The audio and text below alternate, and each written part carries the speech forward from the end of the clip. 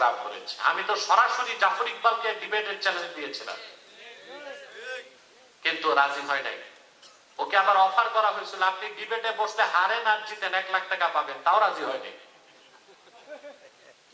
ওরা কি বাংলাদেশের সেরা বিজ্ঞানী? কত বড় যে বিজ্ঞানী, কিছুই তো বানাইতে পারে নাই। একটা পেন্ট বানাইতে দিবেন, চেন কোথায় দিবে তাও জানে না, বিজ্ঞানী হয়ে বসে আছে। আপনার মানুষ প্রাকৃতিক নির্বাচন নয়, মানুষ সিলেক্টেড বাই অলমাইটি আল্লাহ।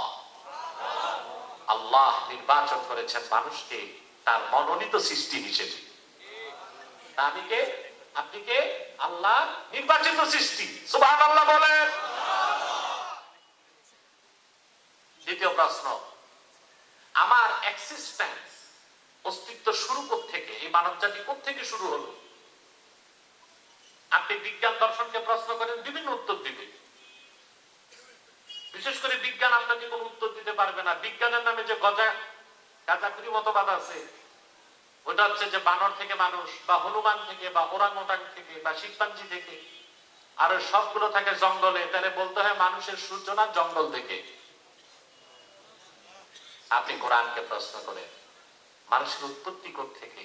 আল্লাহ বলেন, وَقُلْنَا يَا آدَمُ اسْكُنْ أَنْتَ وَزَوْجُكَ الْجَنَّةَ وَكُلَا مِنْهَا رَغَدًا حَيْثُ شِئْتُمَا وَلَا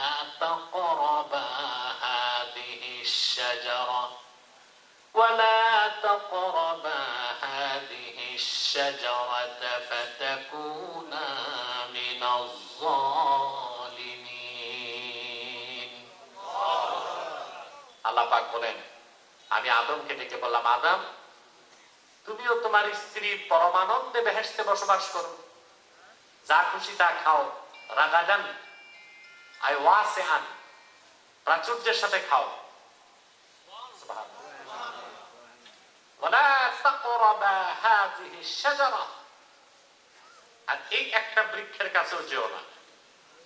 যদি যাও, স্বামী স্ত্রী দুজনেই জালেমদের কাতারে শামিল হয়ে যাবা।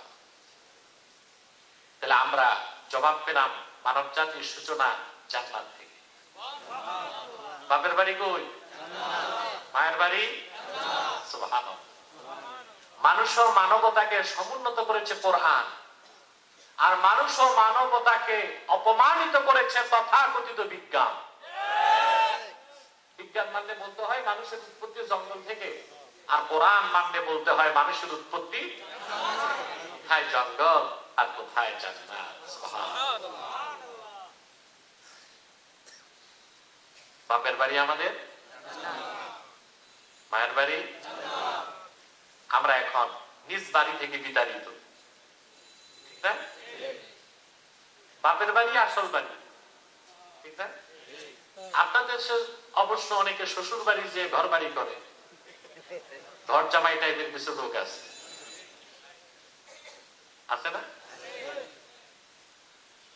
বিশেষ করে দেখা যায় গ্রাম দেশে যুবকরা এই অন্যায় কাজটা করে। বাবা প্রচন্ড পরিশ্রম করে পড়াশোনা করায়, রক্ত পানি করা ঘামের পয়সায় বিদেশ পাঠায়, জমি জমা বেচে। সন্তান বিদেশ যে আয়েশ আরাম করে শ্বশুর বাড়ি, বাবার খোঁজ খবর নেয় না, মায়ের খোঁজ খবর নেয় না। ব্যাংকের অ্যাকাউন্ট করে বউয়ের নামে, ঠিক না? কুমিল্লার রসমালাই, টাঙ্গাইলের চমচম শ্বশুর পায়, বাপ পায় না, আছে না? পরে আল্লাহর গজবও আসে। 10 বছর পর বিদেশ থেকে এসে দেখে ঘরের বিছানাও খালি, ব্যাংকের অ্যাকাউন্টও খালি। বউ আরেকজনের হাত ধরে অজানা দেশে পানি জমাইছে।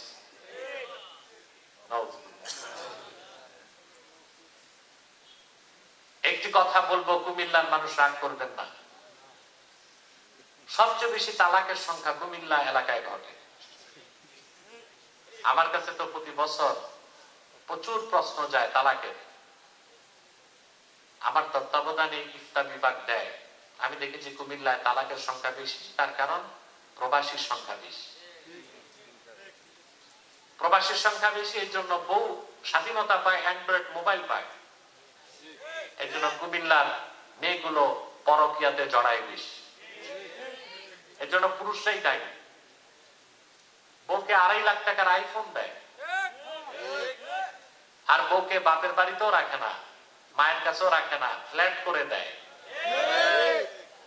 একটা যুবতী মেয়ের কাছে ফেসবুক আছে, আর ব্যাংকে গরম পয়সা আছে, আর পর্দা নাই। এর কাছে তো শয়তান একটা না, 1 ডজন শয়তান থাকার কথা। তারপরে সংসার ভেঙে গেলে যুবকটা কপাল পিটায়, করলাম কি?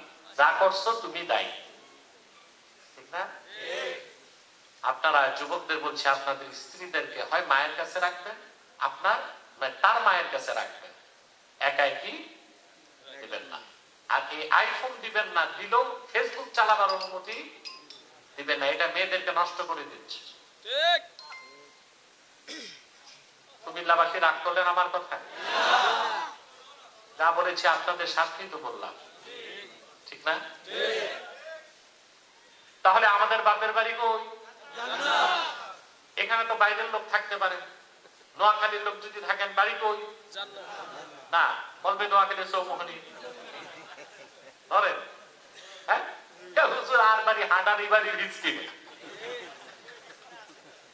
থাকেই খাবে, কিন্তু হাঁটারি বাড়ির রিস্কিনে কেন বলছে? ওটা তার বাপের বাড়ি। তো বরিশালের লোক থাকলে বাড়ি কই? কয় মোর বাড়ি হট্টাখালী, ওটা বাপের বাড়ি পটুয়াখালী। এখানে যে বাড়ি এটার কথা বলে না, বলে কোনটা? আসল বাড়ির কথা।